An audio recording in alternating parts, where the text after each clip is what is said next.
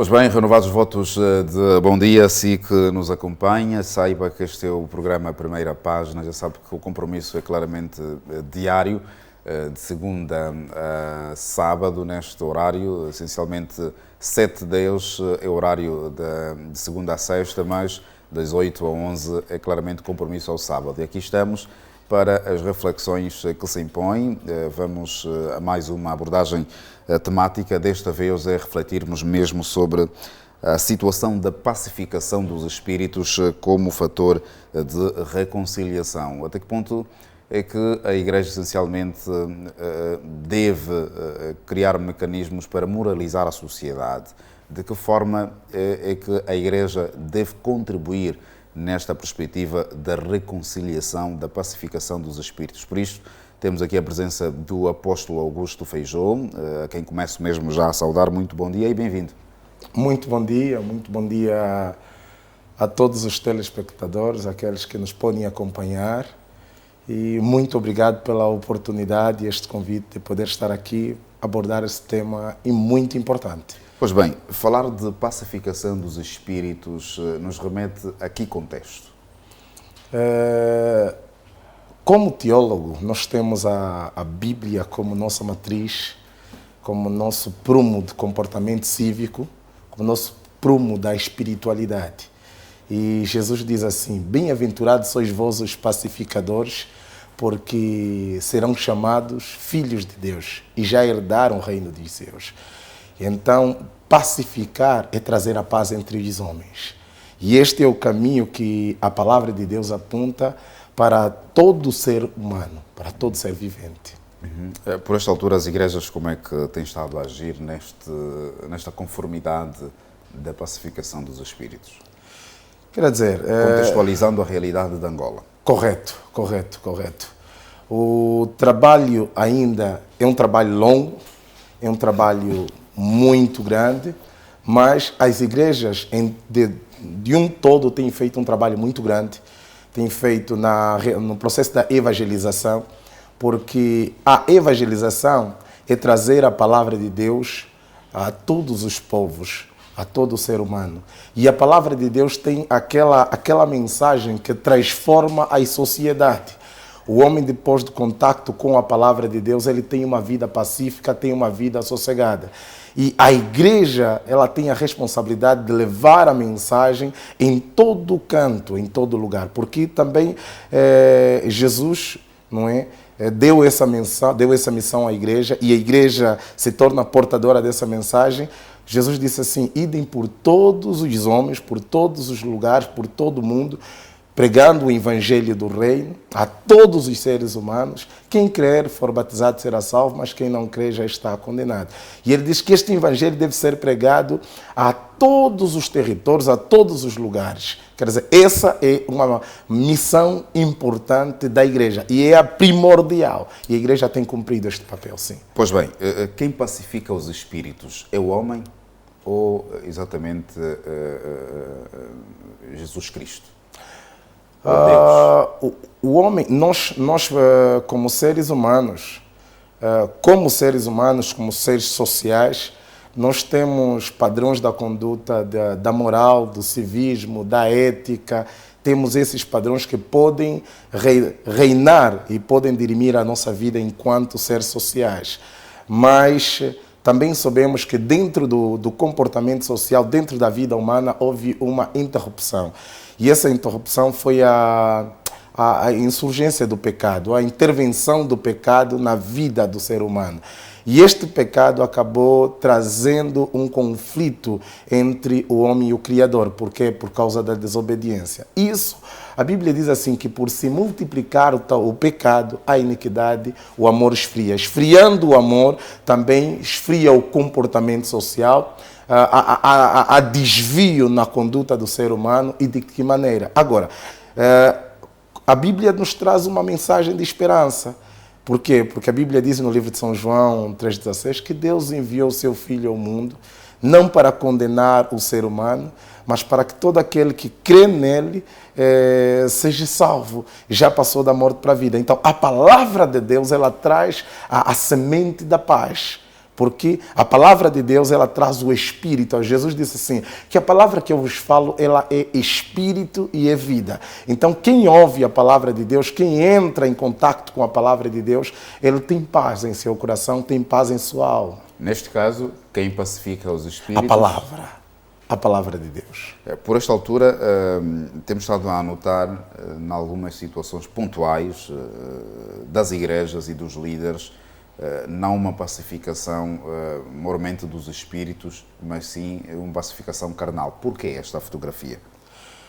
Quer dizer, essa não é das melhores fotografias que devíamos apresentar, porque há, de facto, uma desvirtuação, e eu até, inclusive, escrevi um livro onde apresento esses aspectos. O livro é O Contexto Atual da Igreja em Angola e a Sua Reforma, onde apresento um pensamento de que a igreja precisa refletir.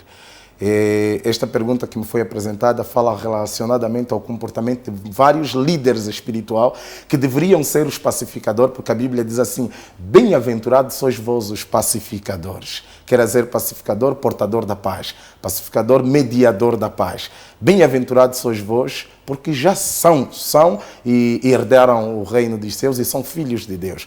Mas acontece que há um desvio na conduta espiritual, moral e até mesmo cívica de alguns supostos pastores, usuários do altar, do púlpito, que têm deixado deixado a desejar o comportamento social. E isso tem ferido de que maneira o nosso tecido religioso em Angola. Tem ferido de que maneira? Por quê? Porque a igreja sempre, em todos os aspectos da história, a igreja sempre esteve ali para trazer a paz. Sempre esteve ali para moralizar a sociedade. Sempre esteve ali para trazer uma tranquilidade na comunidade. Olha só,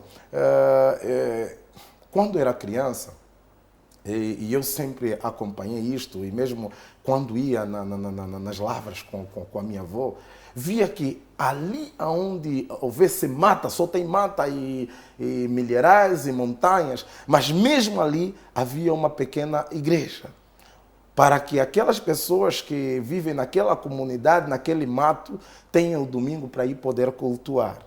Se não houvesse a construção de um templo, de uma igreja, pelo menos havia um jango, onde houvesse uma jante pendurada numa árvore e ali um regedor que tocava o sino naquela árvore para chamar todos os cidadãos daquela determinada comunidade para virem ouvir uma palavra de Deus. Isso por quê?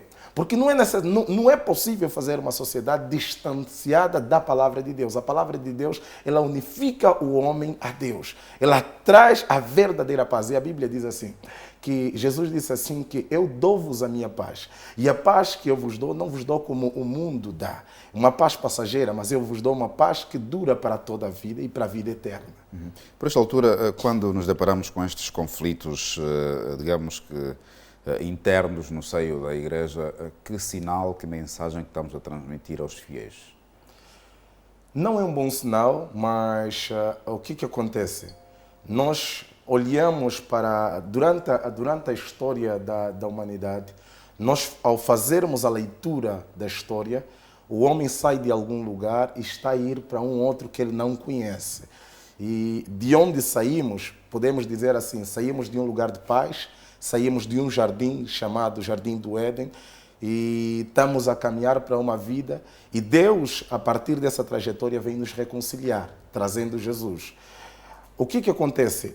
Há, de facto, um desvio, há, de facto, um comportamento inadequado de muitos servos, muitos pastores, não é? E estamos a dar um sinal negativo para a sociedade. Estamos a dar. E eu aproveito a oportunidade de estar em televisão para poder, uma vez que a televisão tem esse alcance, para poder chamar e apelar os demais servos de Deus, ministros de Deus, a voltarmos à essência, porque a Bíblia nos recomenda isso, para voltarmos à essência do primeiro amor.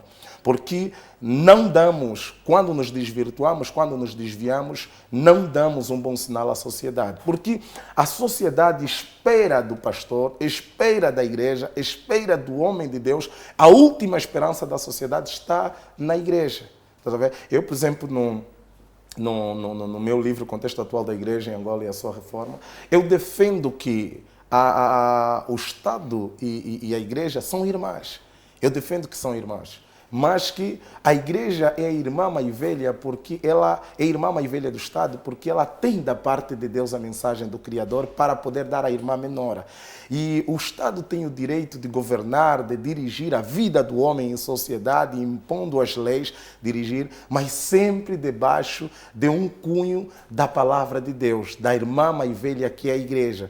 Por isso, os pastores, os profetas, os bispos, os apóstolos, os evangelistas são tão importantes na sociedade, assim como o governador, como os ministros, como os políticos nas várias esferas. Então, os homens de Deus devem saber se posicionar no seu verdadeiro papel como homem de Deus e devem saber que a mensagem que sai da boca dele, ele pode construir a sociedade, como também pode rapidamente destruir a sociedade.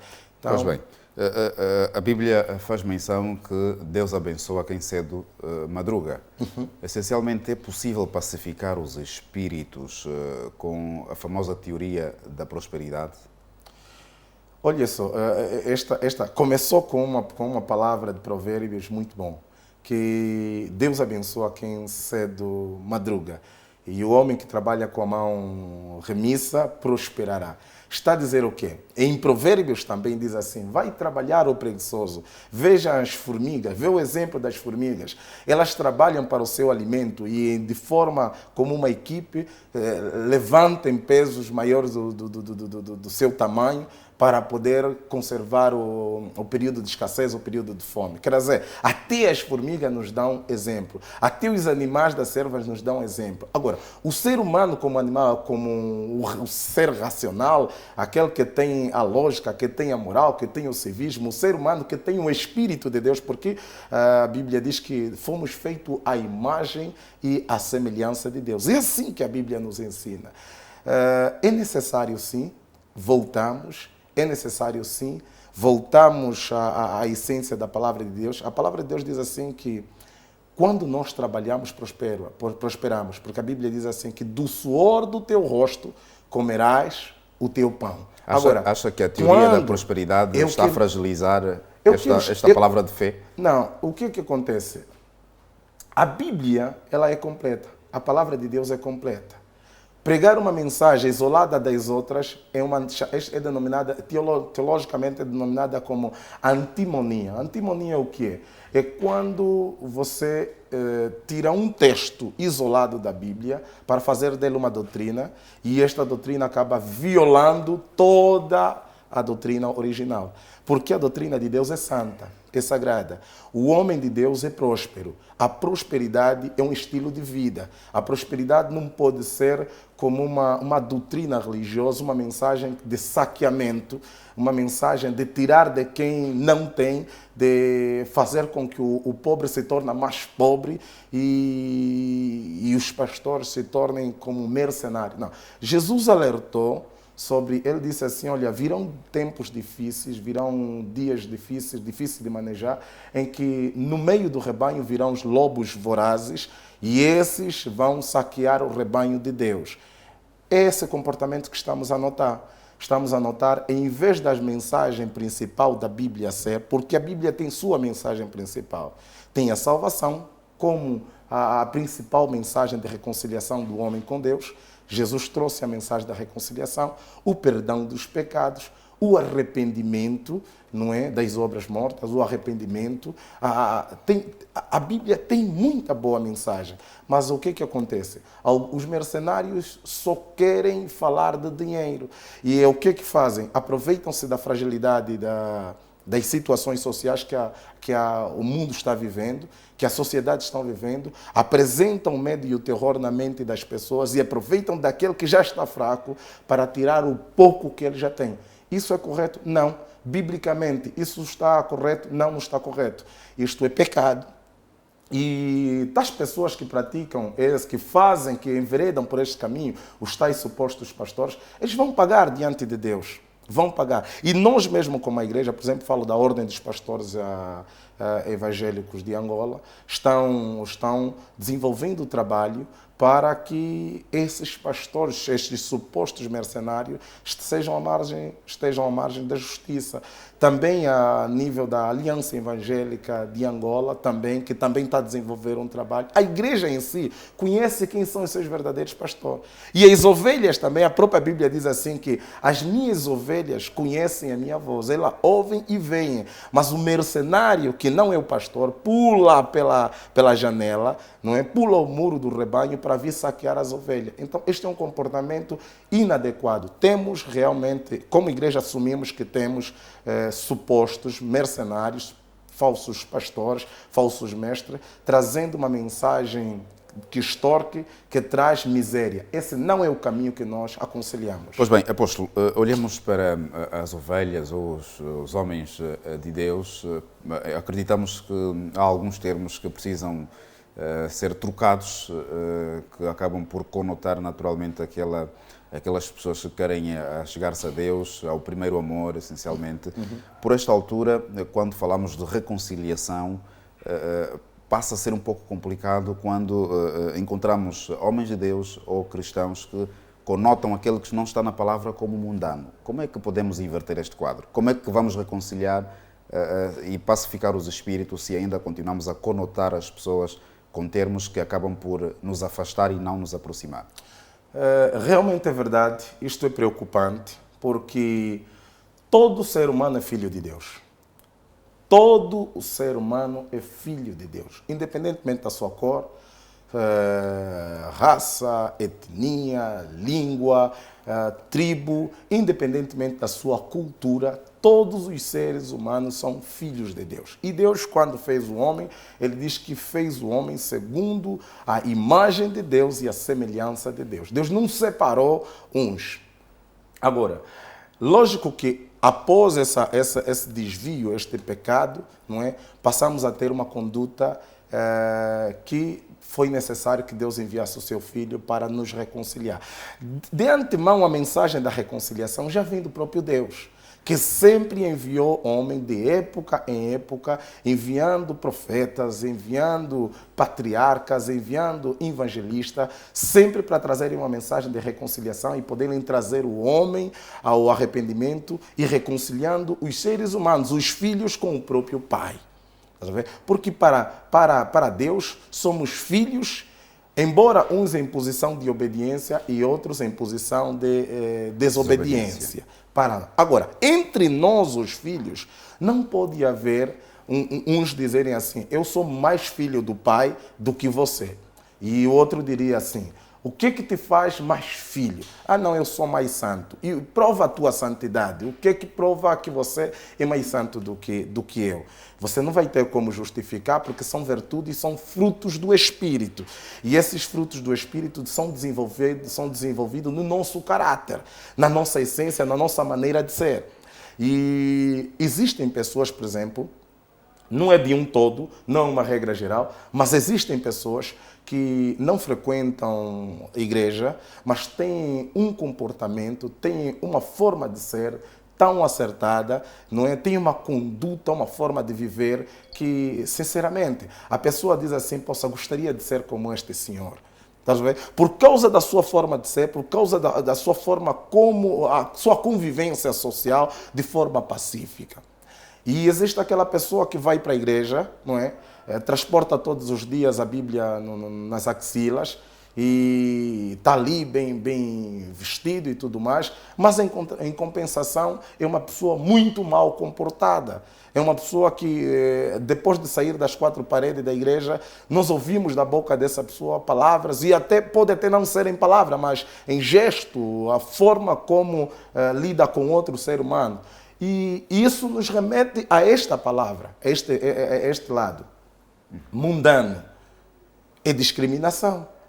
Quando um cristão, um religioso, aponta para o outro e lhe dizer assim, você é mundano, você está a me discriminar. Mas a própria Bíblia diz que não julguei para que não sejais julgado, porque com a medida com que você julgar o outro, será também julgado você mesmo. E alguém vai dizer assim, não, você é ímpio. Vamos ver a comparação bíblica que Jesus fez. Um certo ladrão, não é? Que viveu a vida no crime, 2 ladrões se depararam, tiveram o privilégio de serem crucificados na mesma época que Jesus. São crucificados na mesma época que Jesus e vê o contraste. Ele, ladrão, acusado, e ele reconhecia que de facto eu sou ladrão. Enquanto o outro xingou, o que estava ao lado disse assim, nós pelo menos sabemos o motivo que nos traz aqui na cruz, porque somos ladrões e cometemos. Mas esse homem nada fez para merecer tal consequência. E ele olhou para Jesus e disse, Jesus, lembra-te de mim quando entraste no teu reino como um rei. Jesus, naquele exato momento, naquele instante, lhe disse assim, olha, ainda hoje estarás comigo no paraíso. Ainda hoje, quer dizer, o homem morreu naquele dia, Jesus também expirou na cruz naquele dia, e logo que o homem abriu as vistas, foi levado para o paraíso. Agora, para quem viveu a vida toda lhe chamando de ladrão, ladrão, ladrão, ladrão, quem entrou nos céus? Se calhar muitos outros que sentaram ali ao lado de Jesus não tiveram o privilégio que aquele homem da cruz teve. Por isso precisamos tomar muito cuidado quando o assunto é fazer essa discriminação, de chamamos nome não abonatório e nomes que a própria Bíblia não os menciona. Quando chamamos de ímpios, quando começamos a chamar esses nomes, a própria Bíblia não aponta de bom aspecto. Pois bem, estamos mesmo já aqui a finalizar, assim, gesto de conselhos, uma palavra de conforto e principalmente olhando para a perspectiva de que a Igreja é parceira do Estado, como é que deve agir, como é que deve estar numa sociedade, será que deve seguir as normas do Estado ou o Estado é que deve seguir as normas da Igreja? Nós, em forma de conselho, a Bíblia nos orienta a todos os pastores, às igrejas, diz assim que devemos orar para as autoridades constituídas, não é? Orar para que tenhamos uma vida pacífica, uma vida de paz. E a Bíblia nos recomenda orar para aqueles que estão investidos de autoridade, o presidente da República, os governadores, os ministros. Nós, como igreja, devemos ser os intercessores número 1 para que essas pessoas sejam guiadas pelo Espírito de Deus, para que a nossa vida em sociedade seja regida de uma vida de paz. Nós não podemos impor a nossa religião para os outros, mas devemos pregar de forma pacífica. Aquele que crê, recebe. Quem não crê, você não pode impor a religião. E eu aconselho aos demais líderes religiosos, vamos ter essa mentalidade pacífica, vamos trazer a palavra de Deus sem obrigação, sem coerção, sem termos que esforçar as pessoas, mas que as pessoas são livres de aceitar a palavra. E quanto aos pastores e servos de Deus, vamos interceder, vamos levar uma vida de oração para que Deus ilumine os nossos governantes e que Deus mude a história dessa nação. E declaro também que Deus abençoe Angola em nome de Jesus. Amém. Apóstolo Augusto Feijó, muito obrigado pela presença e volte sempre. Muito obrigado, eu que agradeço. Pois bem. Assim, telespectador, vamos agora a um curto e breve intervalo. Voltaremos para mais uma abordagem temática. Desta vez vamos a refletir exatamente sobre a efeméride de hoje. Entenda que hoje, 20 de novembro, é Dia Internacional dos Direitos da Criança. Fique por aí, voltaremos dentro de alguns instantes.